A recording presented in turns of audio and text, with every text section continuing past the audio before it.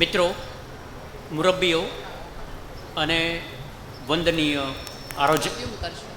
આયોજક આત્મીય એવા રાજેશ શાહ અને શ્રી વર્ધમાન જૈન બોર્ડિંગ અને વિદ્યાલયના ટ્રસ્ટીઝ, મિત્રો, અમે સંવાદ શરૂ કરીએ એ પહેલાં 2 કે 3 મિનિટ મારે આ સંવાદની પ્રસ્તાવના મૂકવી છે. આનાથી વધારે અથવા હાથમાં રાખો, વધુ સારું રહેશે. ઓકે, જેટલું ચાલશે. હવે મિત્રો, સંસ્થા છે ને એ ભારે પડકારરૂપ કામ છે. 75 વર્ષથી ભારત સ્વતંત્ર થયું એની લગોલગ આ સંસ્થાની સ્થાપના થઈ છે. એટલે જે સંસ્થા 75 વર્ષથી અહીંયા ચિત્તનું નિર્માણ કરવામાં અને ચૈતન્યનું નિર્માણ કરવામાં કાર્યરત છે, એ ચૈતન્યપૂર્ણ સંસ્થાને અમારા બંને વતી અમે વંદન કરીએ છીએ કે આવી જાજરમાન સંસ્થા આવા દૂરના ખૂણે આટલી ચેતનવંતી રાખનારા શ્રેષ્ઠીઓ આ જૈન ધારામાં છે.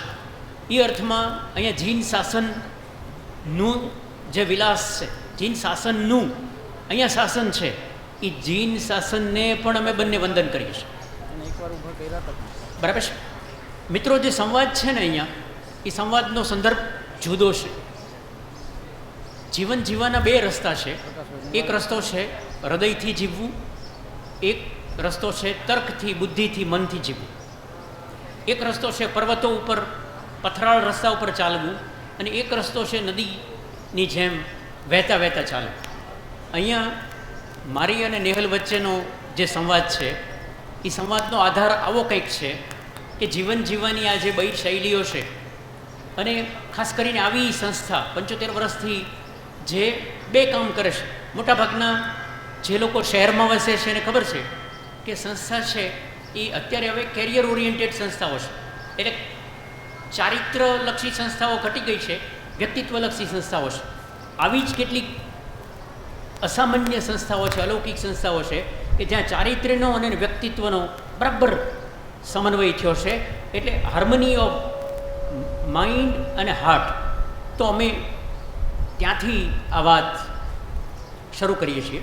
પહેલો પ્રશ્ન હું નેહલને તમારા બધા વતી પૂછું છું કે કેટલી બધી કારકિર્દીઓ હતી. તમે અંગ્રેજી સાહિત્યમાં BA કર્યું, એ પછી તમને કયું તત્વ છે, એવું કયું તત્વ છે કે જે તમને મંદબુદ્ધિના પડકારરૂપ બાળકો છે એની વચ્ચે લઈ ગયું? ખૂબ સારો સ્કોર હતો, કારકિર્દીની અમાપ શક્યતાઓ હતી, એની વચ્ચે તમે કેમ આવી મંદબુદ્ધિના બાળકોની પડકારરૂપ કાર્યશૈલી, જીવનશૈલી પસંદ કરી? નેહલ. Thank you. અહીંયા બેઠેલા સૌને વંદન કરું છું. મારી વાત, મારામાં થોડું વોલ્યુમ ઓછું રાખશો તો ચાલશે, કારણ કે મારો અવાજ ઘણો જ મોટો છે. અવાજ મોટો છે, પણ મારે કહેવાની છે એ વાત થોડી એવી છે કે અહીંયા નહીં પણ અહીંયા પહોંચાડવાની છે. પહેલાં તો થોડા મારા પહેલાંના વક્તાએ જે વાત કરી એની હું 1-2 પ્રસ્તાવના વાત કરી દઉં. મને આ પેઢીમાં કોઈ દુર્ગુણો લાગતા નથી. આ પેઢી બગડેલી નહીં પણ બદલાયેલી છે, આપણે સ્વીકારવું જોઈએ. એક આ પેઢીની વાત કરી દઉં. રાજ કપૂર જ્યારે નવા ઇન્ડસ્ટ્રીમાં આવ્યા ત્યારે નરગિસ સાથેનો એક એમનું દ્રશ્ય કે વરસાદમાં છત્રી સાથે, જે અત્યારે ક્લાસિક ગણાય છે. કોઈ પણ ફિલ્મની વાતો થાય, ભારતીય ફિલ્મની, તો આપણને બધાને ખબર છે કે રાજ કપૂર નરગિસનું એ છત્રીવાળું ચિત્ર તો હોય ને હોય. એ જમાનામાં ઘણા બધા લોકો પૃથ્વીરાજ કપૂરને એવું કહેવા ગયા હતા કે તમે આટલા સંસ્કારી, આટલા સારા, નાટકોના માણસ, તમારા થકી ભારતની સંસ્કૃતિ ટકેલી છે. એવા ઘરનો દીકરો આવા વરસાદવાળા અને પલળેલી સ્ત્રીવાળા પોસ્ટર રાખે અને છતાં તમે ચલાવી લ્યો. ત્યારે પૃથ્વીરાજ કપૂરે બહુ જ સરસ જવાબ આપ્યો હતો કે આ મારું સંતાન છે, કોઈ ક્રોકરી નથી કે મારે એને હેન્ડલ વિથ કેર પકડવી પડે. એને મારે મારું આકાશ આપવું પડે, એને મારે ખીલવા દેવું પડે, અને કશુંક મારાથી વિશેષ ડીએનએ ઉપરવાળાએ એને આપ્યું છે એ સ્વીકારીને મારે એને એટલો અવકાશ આપવો દેવો પડે કે હવે તું તારું કરી જીવ. અને એ સંવાદ ત્યારે આપણે બધાએ નવી પેઢીને હું કહી દઉં કે અત્યારે જે વિરોધ થાય છે ને એ ત્યારે રાજ કપૂરને થયો હતો. ત્યારે જે વલ્ગર લાગતું હતું એ જ આજે ક્લાસિક લાગે છે. આજે એ ક્લાસિક લાગે છે. અને આ જ પેઢીમાં બીજી વાત કરું કે જ્યારે રણબીર કપૂર એના પિતાને એવું કીધું કે મારે કારકિર્દી ફિલ્મની જ પસંદ કરવી છે. એટલે ઋષિ કપૂરે બહુ જ હરખમાં આવીને કીધું કરવી જ જોઈએ કે આપણી આટલી પેઢી આમ ચાલી આવે છે તો કરાય જ, વાંધો નથી. આપણે તું રૂપાળો છે, દેખાવડો છે, સરસ મજાનું ગિટાર લેજે, રૂપાળી છોકરીઓ ઝાડવાની આજુબાજુ ફર્યા કરજે. મેં 20 વર્ષ ઇન્ડસ્ટ્રીમાં આવી રીતે રોમેન્ટિકલી કાઢી નાખ્યા છે. એટલે ત્યારે રણબીર કપૂરે બહુ કટાક્ષપૂર્વક એના પિતા સામે જોઈને એવું કીધું હતું કે મારે એવું નથી કરવું, મારે તો અલગ અલગ પ્રકારના રોલ કરવા છે. એણે તમે એની કારકિર્દી જુઓ તો, અને ઋષિ કપૂરની કારકિર્દી જુઓ, એણે ફિક્સ રોમેન્ટિક ફિલ્મો કર્યા. આ માણસે અલગ અલગ રોકસ્ટારથી લઈ અને કેટલાય સાવરિયા સુધીની અલગ અલગ ફિલ્મો કર્યા. અને ત્યારે ઋષિ કપૂરે એવું કીધું હતું કે એની કારકિર્દી જોઈને મને ફરીવાર એવું થયું કે મારે ફિલ્મો કરવા જોઈએ. અને એણે અલગ અલગ ફિલ્મ અગ્નિપથ સ્વીકાર્યું પછી. એટલે એવું બને કે ક્યારેક જૂની પેઢી આપણને શીખવાડી જાય કે થોડું ઘણું ખોટું જીવાઈ ગયું હતું, હવે જીવવાનું શરૂ પણ કરી દઈએ. અત્યારની પેઢી સાથે જેટલું આપણે એને, હું દરેક મારી એવું છે કે હું જીવનના વચગાળામાં છું. સફેદ વાળ હજી આવ્યા નથી પણ આવી જવાના છે 1-1.5 વર્ષમાં, એની મને ખાતરી છે. એટલે હું વૃદ્ધત્વ જેને આવવાનું છે એની પણ નજીકની પેઢી છું, અને જેમને યુવાની છે એમની પણ નજીકની પેઢી. કારણ કે મારે 32 વર્ષ છે એટલે વચગાળાનો છે, એટલે હું 2 પેઢી સાથેનો સંવાદ કરી શકું એમ છું. એટલે હું એ પેઢીને કહું અને આ પેઢીને કહું કે આપણે યુવાન હતા ને ત્યારે આપણે દરેકે એવું કીધું હતું કે આ પેઢીમાં કાંઈ લઈ લેવાનું નથી. અને આપણને સૌને ખબર છે કે આ પેઢીએ ઘણું બધું કરી દેખાડ્યું છે. આજે જે 75 વર્ષની સંસ્થા થઈ એ પણ યુવાન હતી, એની પણ શરૂઆત હતી. એટલે કોઈ ખરાબ છે એની બદલે એને કહેવાનું કરી કે તું શું કહેવા માગે છો એ અમે તને સાંભળીએ, અમારી પાસે કાંઈક તને કહેવાનું છે એ તું સાંભળ. અને આપણા બંનેના સાંભળવાથી જે નવો સાદ બને, નવું ગીત બને, એ તરફની આપણે આ યાત્રા સાથે કરીએ તો વૃદ્ધાશ્રમમાં નહીં જ જાય, તો વૃદ્ધાશ્રમમાં નહીં જ જાય. એટલે નવી પેઢી જે અહીંયા બેઠી છે એને પણ હું વંદન કરું છું, અને આ પેઢી જેને સાથે લઈને ચાલવાની છે એને પણ હું વંદન કરું છું. અને હવે હું સુભાષભાઈના પ્રશ્ન તરફ જાઉં. હા, મારી પાસે ચોઈસ હતી. ક્યારેક તમે મજબૂરીથી કારકિર્દી પસંદ કરતા હો છો, ક્યારેક વખાના માર્યા કરતા હો છો, ક્યારેક તમે તમારી ઈચ્છાથી કરતા હો છો, અને ક્યાંક તમને કશુંક ચોંટી જાય, કશુંક લાગી જાય, કશુંક ઉગી જાય અને તમે કારકિર્દી પસંદ કરતા હો છો. આટલી અલગ અલગ રીત હોતી હોય છે.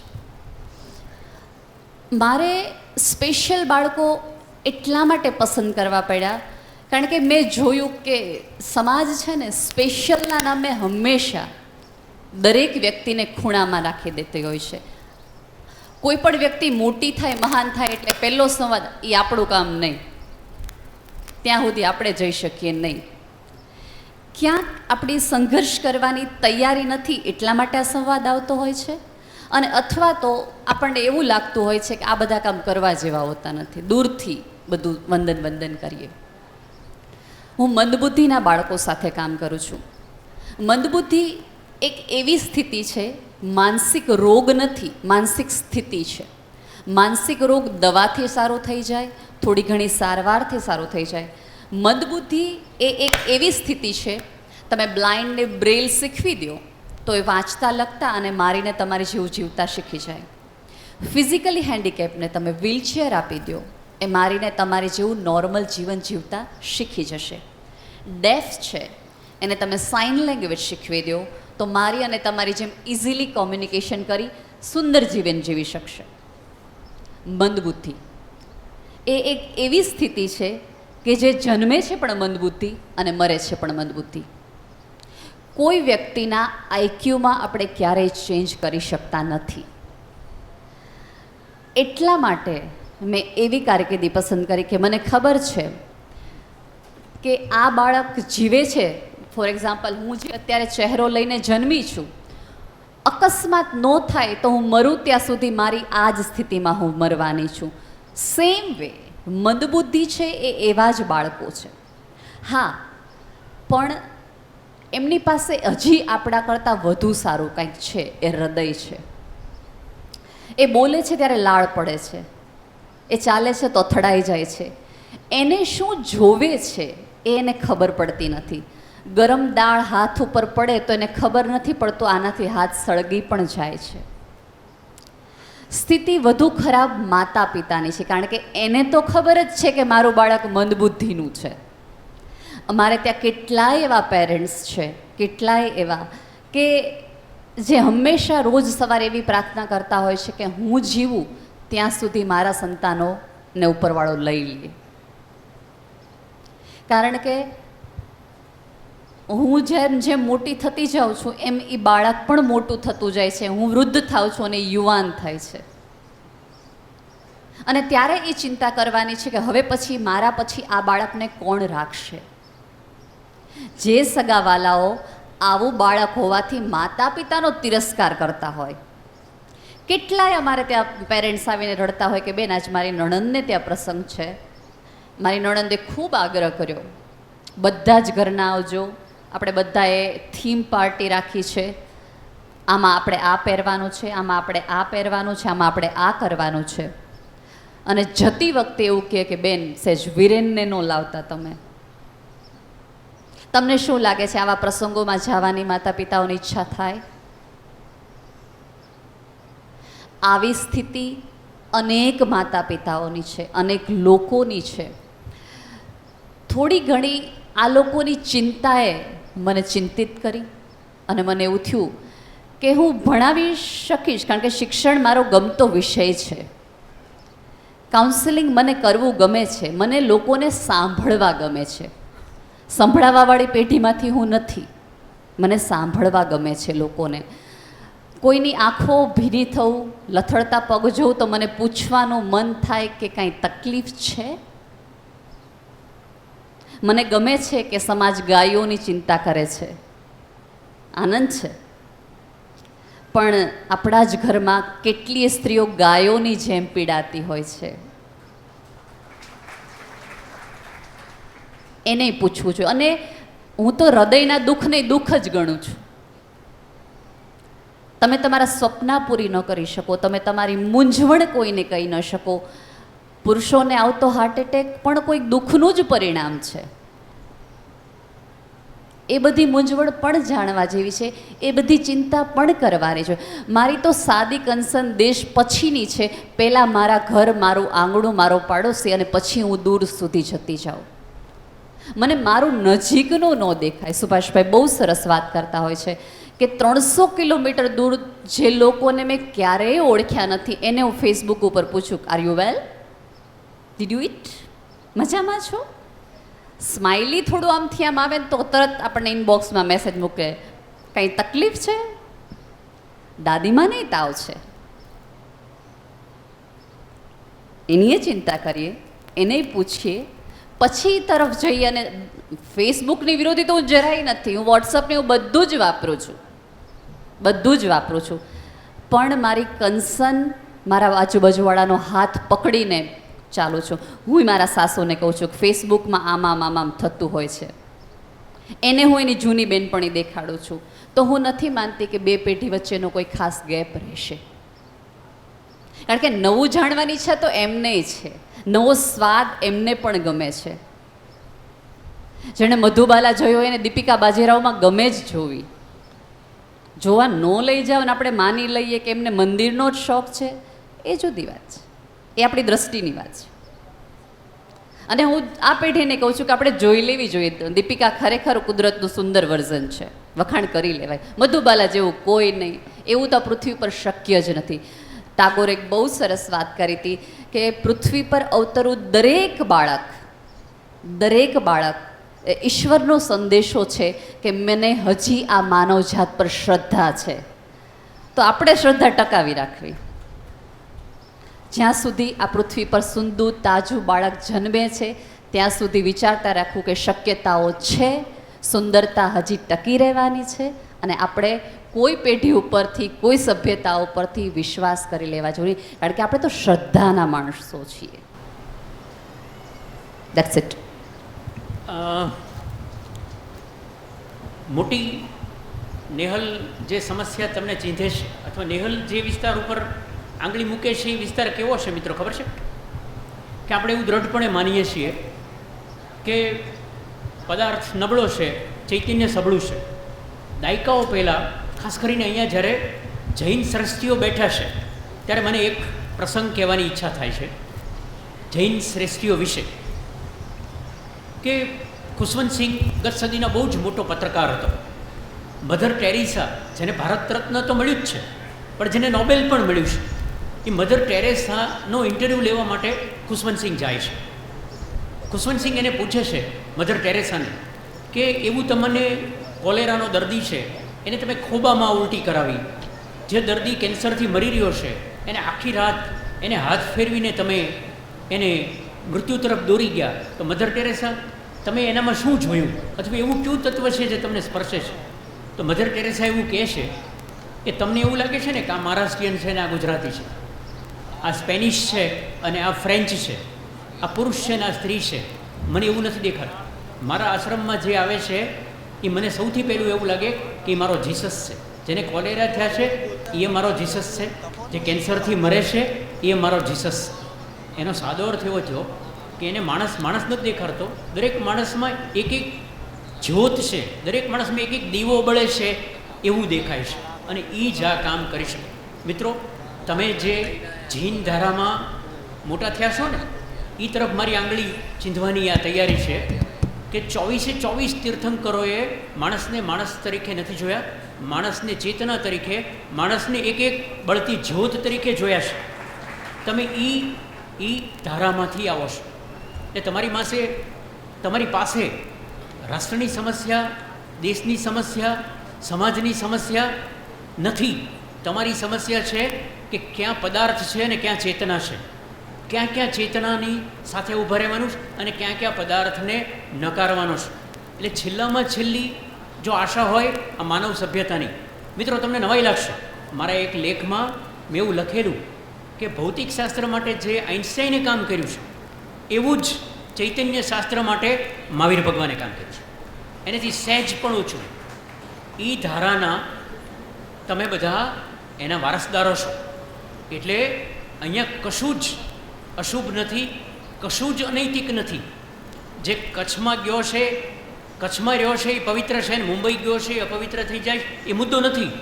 એ જ્યાં પણ જાય છે ત્યાં પવિત્ર છે, કારણ કે અદ્ભુત ધારાને જ્યોત લઈને આગળ ચાલે છે. એટલે you are the last hope. તમે બધા છેલ્લી આશા છો. ભારતની અંદર બધા જ સંપ્રદાયો, બધા જ ધર્મોની અંદર the ultimate hope is the hope of the Jain. એટલે હું તમને અહીંયા હું શીખવા એવો છું, કંઈ કહેવા નથી. એટલે પદાર્થ અને ચૈતન્ય, નેહલે એવું કીધું કે મેં પદાર્થ નહીં ચૈતન્યને મહત્ત્વ આપ્યું. પછી એણે સ્ત્રી પુરુષના ભેદ વિશે કીધું. તો નેહલને બીજો પ્રશ્ન મારો એ છે કે સ્ત્રી અને પુરુષને સરખાવીએ, સફળતા અને નિષ્ફળતા સરખાવીએ, સ્ત્રી અને પુરુષના શારીરિક ફેરફારો, ચૈતસિક ફેરફારો, માનસિક ફેરફારો થાય, તો પુરુષ અને સ્ત્રીમાં સ્ત્રી શી રીતે ચડે, સ્ત્રી શી રીતે આગળ છે, પુરુષ અને સ્ત્રી એકબીજાથી કઈ રીતે જુદા છે, એની વાત નેહલ પોતાના જીવનના સંદર્ભમાં કરે કે સ્ત્રીનું મૂલ્ય શું, પુરુષનું મૂલ્ય શું.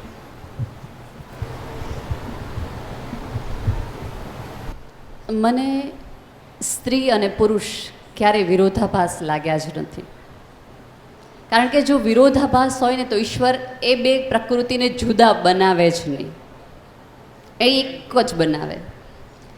એણે ભેદભાવ કર્યા છે, એણે રચના જુદી કરી છે, તો ક્યાંક એના મનમાં જુદો આશય છે, એટલા માટે એ ફેરફારો જુદા જુદા છે. હંમેશા પુરુષો પર એવો આક્ષેપ છે કે સ્ત્રી આગળ નથી વધી, સ્ત્રી દુઃખી થાય છે, સ્ત્રી પીડાય છે, સ્ત્રી અત્યાર સુધી પછાત રહી છે. એનું કારણ માત્ર ને માત્ર પુરુષો છે એવું સ્વીકારી લીધું છે.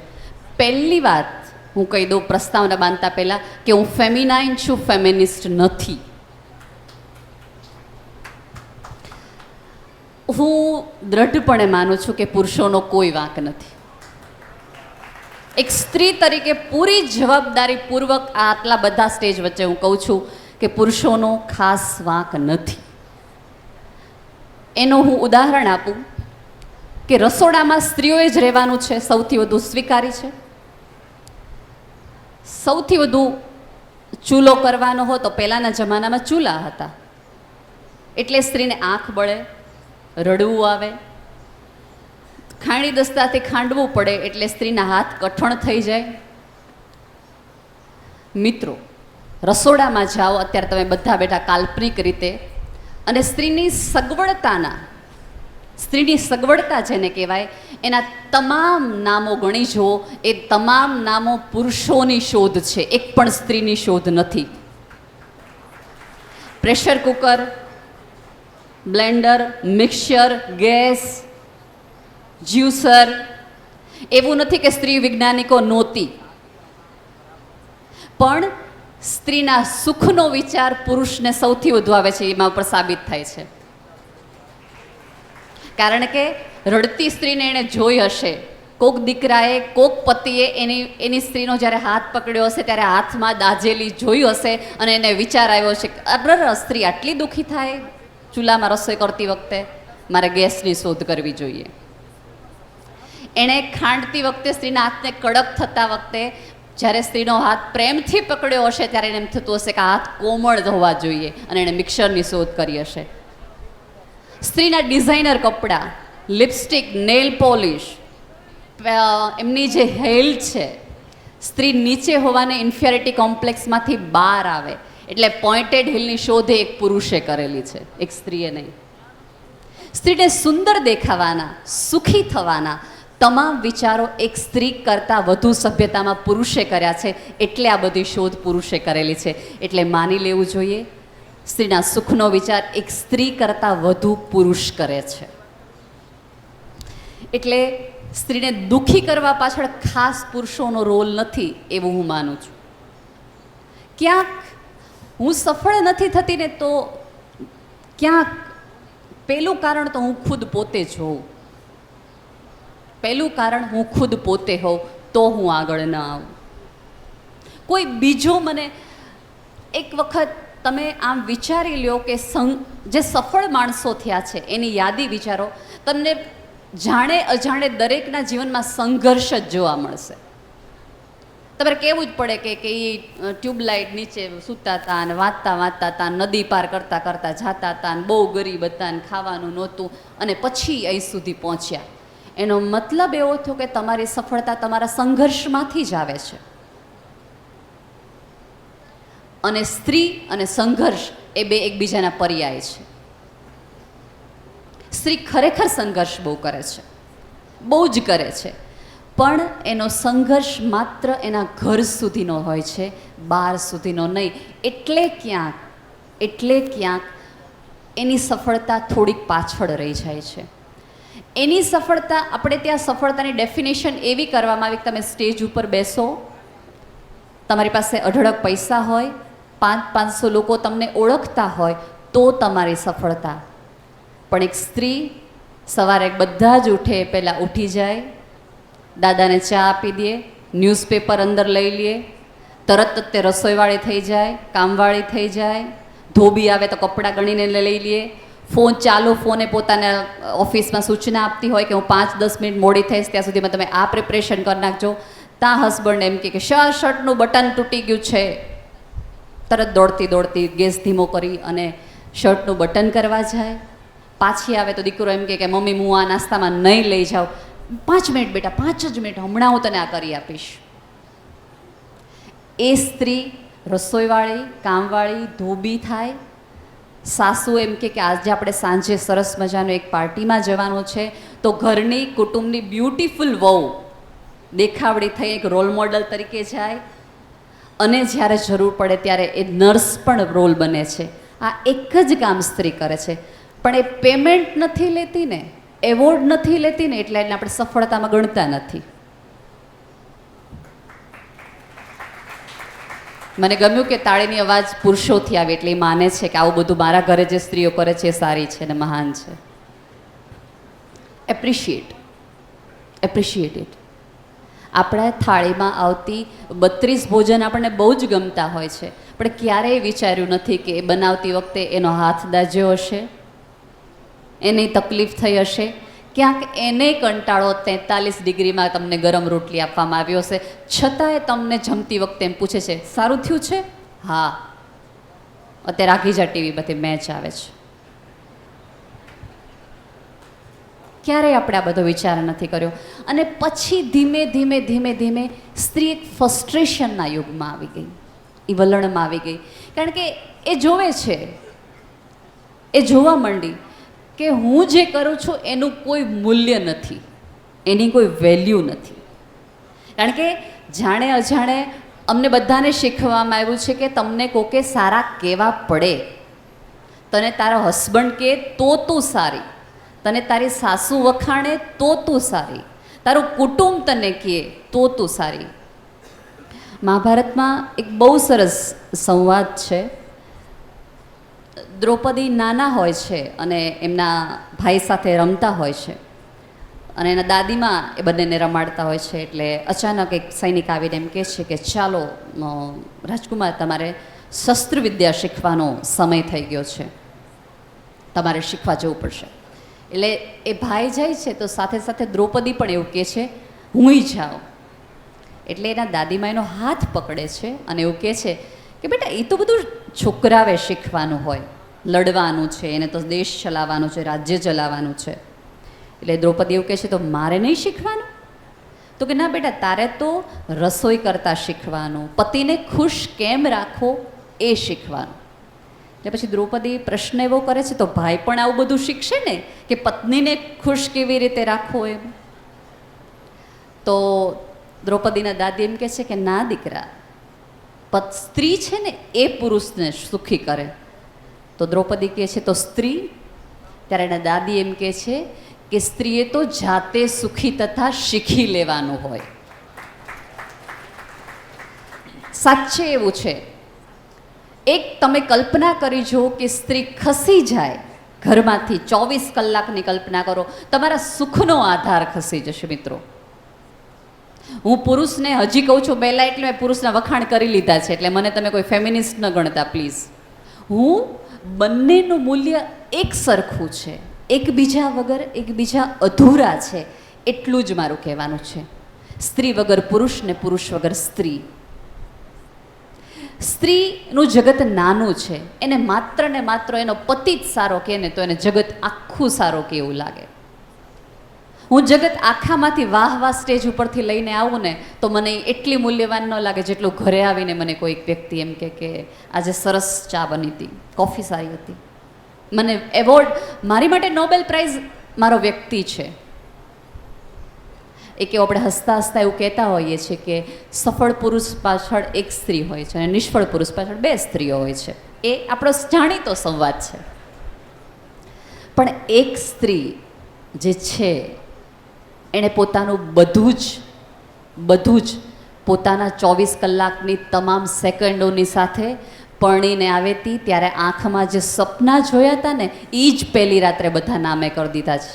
આથી હું નહીં, મારા સ્વપ્નાઓ પણ તારા, અને તારા તમામ સ્વપ્નાઓ પર તને ત્યાં સુધી પહોંચાડવાની જવાબદારી હું લઉં છું, તારી નહીં, તારા સમગ્ર ઘરની. આ સ્ત્રી એટલે ગાયની નહીં પણ સ્ત્રીની પણ ચિંતા કરીએ, એને પણ ક્યારેક પૂછીએ.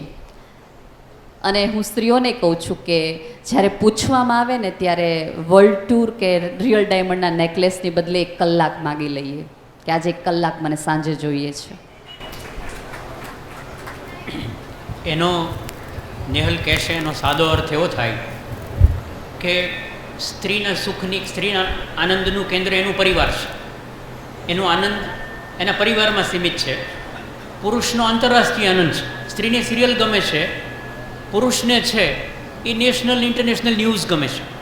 સ્ત્રીનો આધાર છે એ હૃદય છે, પુરુષનો આધાર છે એ બુદ્ધિ છે. સ્ત્રીનો આધાર છે ચેતના છે, પુરુષનો આધાર છે એ પદાર્થ છે. મને આ ચૈતન્ય અને પદાર્થના આધારે એક પ્રસંગ યાદ આવે છે. મિત્રો બરાબર સાંભળજો.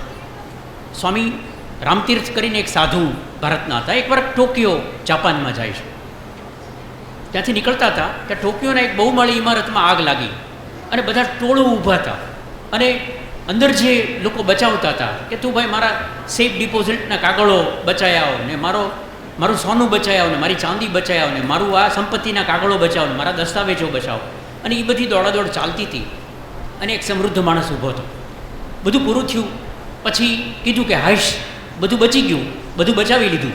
ત્યાં કોઈક ભાઈએ આવીને એ પિતાને પૂછ્યું, એ અબજોપતિને પૂછ્યું કે તમારો નાનો દીકરો ક્યાં છે? ત્યારે એને યાદ આવ્યું કે ઘોડિયામાં નાનો દીકરો સૂતો હતો. આ બધી સંપત્તિ બચાવવાની, આ દસ્તાવેજો બચાવવાની, આ ફિક્સ ડિપોઝિટ બચાવવાની દોડાદોડમાં નાનો દીકરો ભૂલાઈ ગયો અને એ જીવતો એ સળગતા મકાનોમાં સળગી ગયો. પછી સ્વામી રામતીર્થ પાછા આવે છે અને પોતાની ડાયરીમાં લખે છે કે મોટા ભાગના આપણે આવું જ કંઈક કરતા હોઈએ છીએ કે સળગતા મકાનમાંથી પદાર્થ અને સંપત્તિ બચાવી લઈએ છીએ અને ચૈતન્યને ભૂલી જઈએ છીએ. સવાલ કચ્છમાં તમે રહ્યો છો કે મુંબઈમાં એ રહ્યો છો એ નથી. સવાલ એ છે કે કચ્છમાં ને મુંબઈમાં રહ્યા પછી તમે પદાર્થની પાછળ નથી પડ્યા ને, તમારા ધ્યાનમાં ચૈતન્ય છે કે નહીં એ છે. નેહલે જે ભેદ કર્યો છે એમાં આપણે થોડાક આગળ વધીએ. નેહલને એ પૂછવું છે કે એવો કોઈ તમારી મંદબુદ્ધિના બાળકોની સાથે પડકારરૂપ જીવનમાં કોઈ એવો પ્રસંગ છે કે જેમાં કોઈ જાજરમાન સ્ત્રી પ્રગટી હોય, કોઈ જાજરમાન દીકરી આવી હોય, મંદબુદ્ધિની છોકરીએ જીવન બચાવવા માટે મંદબુદ્ધિ છોકરીની માએ જીવન બચાવવા માટે કોઈ સંઘર્ષ કર્યો હોય અને જેમાંથી ચેતના અને હૃદયની કથા બહાર આવતી હોય, એવી કોઈ કથા, એવો નાનકડો પ્રસંગ તમે આ મિત્રો સાથે શેર કરો.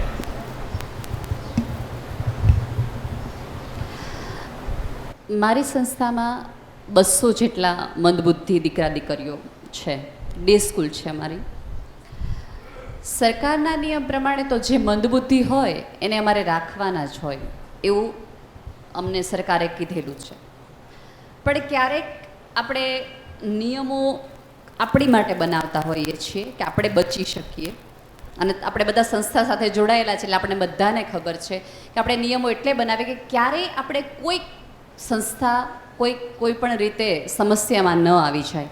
એટલા માટે હું દરેક લોકોને, મારા મિત્ર વર્તુળને કીધેલું છે કે તમારી પાસે વધારાના જે કપડાં હોય એ તમારે મને આપી દેવાના. હું દર મહિને અમારી ભાવનગરની મોટી જનરલ હોસ્પિટલ છે ત્યાં એ કપડાં અલગ અલગ રીતે પહોંચાડી આવું. એમાં નાના બાળકોના કપડાં આવે તો હું એવા વોર્ડમાં કે જ્યાં હમણાં જ જન્મ થયો હોય બાળકનો ત્યાં હું જઈને આપું. એક વખત હું એવી રીતે એક વોર્ડમાં ગઈ એટલે ત્યાંના નર્સે મને એવું કીધું કે બેન એક દીકરી છે ને એ તમારી સ્કૂલમાં ચાલે ને એવી છે. એટલે મેં કીધું બતાવો મને, વાંધો નથી, મને હું લઈ જઈશ, વાંધો નથી. એ બેન છે એને પોતાને એક દીકરી અને એ બીજા બેન સાથે આવતા હતા રોજ. એટલા માટે નર્સને ખબર પડી એટલે બે સ્ત્રીને કીધું કે તમારી દીકરી છે ને ડાઉન સિન્ડ્રોમ બાળક જે હોય એના ફીચર્સ ઉપરથી તમને ખબર પડી જાય એટલે તમારે બીજા કોઈ ટેસ્ટ કરાવવાની જરૂર ન પડે કે આ વ્યક્તિ મંદબુદ્ધિ છે કે નહીં. એના ફીચર્સ ઉપરથી મેં કીધું કે આ દીકરી મંદબુદ્ધિની છે. એટલે એ સ્ત્રીને મેં હળવેકથી કેમ છો ને નામ શું છે ને ક્યાં રહ્યો છો ને એવું બધું સામાન્ય પ્રશ્ન કરીને મેં પૂછ્યું કે તમારી દીકરીની ઉંમર કેટલી? તો મને કે બેન 4.5 વર્ષની છે. મેં કીધું ચાલતા નથી શીખી ને? તો કે ના. મેં કીધું બોલતા પણ નહીં આવડતું હોય? તો કે ના. એટલે પછી મેં કીધું દીકરી છે એ મંદબુદ્ધિની છે. એ કે મને ખબર છે. એણે બહુ જ આમ સ્થિર પ્રજ્ઞ રીતે, ત્યારે મને એમ થયું કે અષ્ટાવક્ર અહીંયા ઉતરી ગયા હોય અને મારે જ ગીતા વાંચવાની રહી ગઈ હોય એવી રીતે સ્વીકારેલા તથ્ય સાથે એ સ્ત્રીએ મને કીધું મને ખબર છે કે મારી દીકરી મંદબુદ્ધિની છે. એટલે ભાઈ તમને કેવી રીતે ખબર પડી કે તમારી દીકરી મંદબુદ્ધિની છે? એ કે મારા પતિએ મને ઘરમાંથી કાઢી મૂકી છે કે તારા લીધે મારે મંદબુદ્ધિની દીકરી આવી છે. અમારી તો 7 પેઢીમાં કોઈ વિકલાંગ નહોતું. અહીંથી એક સ્ત્રીની કથા શરૂ થાય છે. અને એટલે હું ને મારી દીકરી અહીંયા એક જગ્યાએ રહીએ છીએ. હું ઘરના કામ કરું છું અને આ ખુશીને હું પલંગ સાથે બાંધીને જાઓ ને આજુબાજુ રમકડા મૂકીને જાઓ અને કામ કરીને આવું. એટલે આવું પણ ક્યારેક થાય કે જ્યારે બાળક આવે ત્યારે એકબીજા ઉપર દોષના પોટલાઓ નાખી અને છૂટી જતા હોય છે. એ સ્ત્રીને મેં સ્કૂલમાં લાવવાની શરૂ કરી. મેં કીધું ખુશીને તમે બાંધી રાખો છો એની બદલે હું 5 કલાકની એની જવાબદારી લઈશ કે 11 થી 5:30 છે હું ખુશીને રાખીશ. એ દરમિયાન તમે કોઈક એવું કામ શોધી લો જેથી તમારું ઘરનો પ્રવાહ નિર્વાહ સરસ રીતે ચાલે. આમાં સુભાષભાઈ જે પ્રશ્ન કર્યો એ સ્ત્રીની સંઘર્ષ કથા બહાર આવે છે. એ સાથે નિયતિના સંઘર્ષની પણ કથા જોડાયેલી છે. એટલા માટે હું પ્રસંગ કહું છું. ખુશી આવતી થઈ ગઈ મારી પાસે. ખુશી ચાલતી નહોતી એટલે એના મમ્મી એને તેડીને જ બધે ફરવું પડે અને એના મમ્મીએ ખાખરાનો બિઝનેસ શરૂ કર્યો. 3 થી 4 દાદરાને ચડવા પડે. બીજે જેને ખાખરાનો ઓર્ડર હોય એટલે ખુશીને તેડી ખાખરાનો એક હાથમાં ખુશી એક હાથમાં ખાખરાનો ડબ્બો 4 માળ 5 માળ ચડવા પડે. ખુશીને કોઈ બધા જ અંદર તો આવવા ન દે એટલે પાછું